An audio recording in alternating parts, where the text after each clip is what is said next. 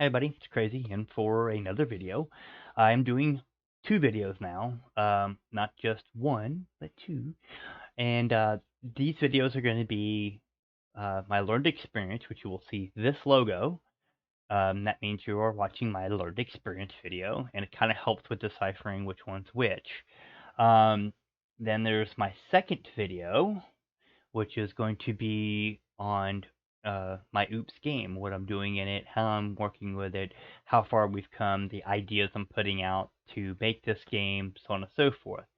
And if you're watching that, you'll see my Oops logo up there. Um, Unfortunately, there will only be certain people that can actually view that. One will be trusted, who are people who I trust with all my game ideas because they've been there since day one. They are trusted on my server, which is the link is in the description.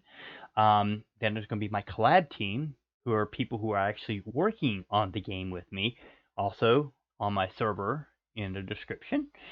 If you would like to become a collab member, just pop on in there and apply. Um, then there'll be my Patreons. And also, that link is in the description. If you'd like to become a Patreon and help me out monetarily, then you'll be able to watch that video.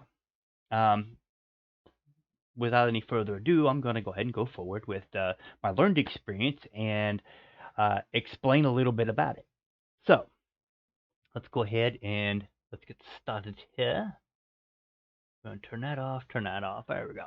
Okay. So, 2 weeks ago, technically, 2 videos ago, I was talking about, me learning Python and Pygame and trying to get my fundamentals up and learning how to do programming so that way I can actually better understand how to build my game. And since I'm using a BGE to build my game, I want to be able to understand Python in order to be able to get some of the, the hidden magic, as they call it, in the background working, so that way you, when you play the game, are not sitting there going, it's not doing anything. So we're going to go forward with that. As you see right here, it's called Invent Your Own Computer Games with Python. And my buddy Giovanni got this for me years ago, and he got it through Hubble Bundle, explained it to me, and that was a few videos back. Hey, Crazy, why didn't you let people know about it? So I did, and if you'd like to go there, the link is in the description, hubblebundle.com. It's a charity organization, and they give you quite a bit of stuff for very little bit of money. All right, so with that being said, I decided I was going to go ahead and start this one up, and I've gotten up to Bagels right now, which is right here. So as far as I've gotten so far this past week. Like I said, things get crazy, and it's kind of hard to do it because I only get like about 2 hours a day. Sometimes I get 3 if I'm lucky. On my days off, I try to dabble a little bit more in it, but of course, life says, "Hey, yeah, time to come out, cut the grass." Okay, so with that being said, you know, these books literally tell you per line of code that you do how to do it, and how to get it to work and how to get it to function, and explain it out very good. To me, it's explained very well that I can understand it. I know a lot of people out there that they just hand you the code and they go, here, it's fixed, you can do it. Not everybody works that good. Not everybody can just pop that out of their brain and throw it on there. There are a lot of good teachers out there. There are a lot of good instructors out there. But sometimes you can't just grab code and use it. You got to actually take it apart and run it and then fix it. And in order to do that, you got to know where your bases are. So, with that being said, let's put that one up. And this right here is a game called Bagels. That's the one I was working on over here on in the book. And you get to this line right here, and that's what I'm up to, and it tells you how to do it. That's cool, So I'm actually starting to understand it more because as you go over it over and over and over again, you start figuring it out. Now, I'm not going to dabble in and try to tell you how to code and my way of coding or anything like that. This is just my learned experience, and it's just to put it out there to help you, help you to understand it. You don't have to have any programming knowledge to watch my videos, none at all. It's just me talking about how you can learn it. You know, Books help out a lot, videos help out a lot. If you want to try those are great. Um, with that being said, it's you know, when you start figuring it out and you start seeing it and you're understanding it more, understanding what a for line actually does, you're not so clouded, because see, I get clouded very easy, and us older generation, we're hardwired. The younger generation, you still got fresh minds, open eyes, as they say, new eyes. When you have new eyes on something, it's easier to soak it in.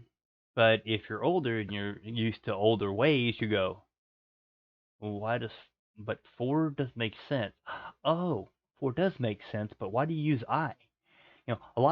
I was asking that question. Why do you use an I, for I in range? Why do people do that? All the simple is, it's just a placeholder. Okay, it's just something there to say, okay, for the number that you picked. Okay, so when they're like, oh, why don't you just put number in here? Okay, for number in. You can. There's nothing stopping you from putting that in there. People just, this is just a quick, run through. So it's just like, okay, you're just scrolling through the number, so you don't really need to know that that's a number. You just need to know that that has been picked as your number. So if that was a 4, that's going to represent a 4. Okay, so I mean, it starts making sense after a while. Once you start, getting into it, and you're doing the code, and you're doing the code, and you're doing the code, and you're learning it, and you're soaking it in, and you're soaking it in, and you're soaking it in, then boom, after a while, it's, oh, that's what that I means. So I can put an A there, a B there, a C there, a Z there. It really don't matter, as long as they're all in there explained out. Okay, so if guess is your number that you picked, the 4, and the secret number is 4, then you're going to get a Fermi. It's going to print up Fermi on the screen for you. If that 4 is in the secret number, but it's not in that, that spot, it's going to call it, say it's Pico. And you say, oh, that 4 doesn't fit in there at all, it equals 0. There's none of the numbers that, are in that guess are part of it. It's going to give you bagels. You know, a year ago, I would not understand what that meant at all. I'd have been like, you know, there are many people in the Discord servers that I get on, Pygame, Python, BGE, and even the Blender. When you get into coding, a lot of people want to help you, and especially on the Pygame server, since right now I'm working with Python, the guys over there were like, boom, hey, yeah, try this out. Hey, let's do this, try this, try this, try this. And they're trying to get you to understand what they're looking at. My problem still is the figuring out of how to get, my brain to put this in automatically. Okay. And most people think, well, what do you mean by put it in automatically, crazy? Well, when you're trying to figure out clues, when you come up with this definition, you got to be able to understand what you're wanting to put out there. You got to take it out of here and put it out there on the paper, so to speak. And if you don't know what you got to do, then you're not going to understand it, and it's not going to work. So when you're trying to get clues, you got to have, like you said, you got to have your guesses, and you got to have your secret number in there, because if not, you're not going to find out which, it's not going to do anything. And then you've got to do, okay, well, if my guess is equal to secret number, hey, you got it. It's an automatic win. So it'll go through that one first. And see, you got to be able to put them in. Right now, I'm still having a little bit of a hard time trying to figure out where those go in. Understanding them, I understand what a return statement does now. I understand what a for statement, a for does. I understand what an elif does. It's just getting all this, to click in my head when I'm looking at the ideas. I write it down and I go, okay, I want the character to jump. So you know that you have to have it set to a key. You have to have it move. You have to hit the space bar in order to make it jump, right? So if you need the space bar to make it jump, you got to put the code in there to do it. That's my problem. So I got to start looking at doing references. So with that being said, the references like on the Pygame docs, a BGE docs, you know, I mean, all those places, you can Google it very easily. Google Pygame docs. Boom, it'll pop up. I guarantee you. Look in there, it says Pygame docs. Okay. Most places use Read the Docs. That's a nice website. If you really want to learn about stuff, go to Read the Docs. Works great.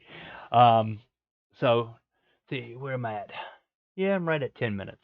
So, with that being said, that's where I'm going to stop for today.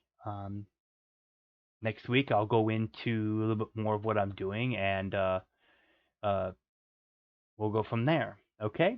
So, until next time.